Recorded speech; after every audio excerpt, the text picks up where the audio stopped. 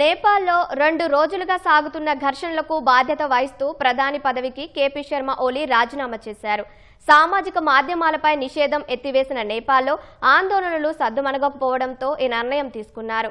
అవినీతిపరులపై చర్యలు తీసుకోవాలంటూ ఇంతకు ముందు కాఠ్మండు సహా పలు జిల్లాల్లో యువత ముఖ్యంగా విద్యార్థులు నిరసన చేపట్టారు.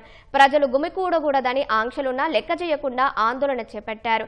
మాజీ ప్రధానులు, మంత్రుల ఇళ్లపై రాళ్ల దాడులు జరిగాయి. ఈ నేపథ్యంలో ప్రధాని ఓలీ అఖిలపక్ష సమావేశం ఏర్పాటు చేసి పదవికి రాజీనామా చేశారు.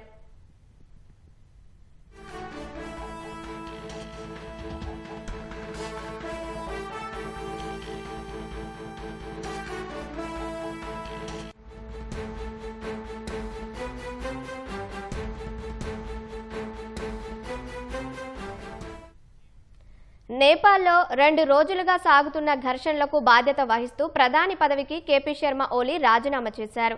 సామాజిక మాధ్యమాలపై నిషేధం ఎత్తివేసిన నేపాల్లో ఆందోళనలు సద్దుమణగకపోవడంతో ఈ నిర్ణయం తీసుకున్నారు.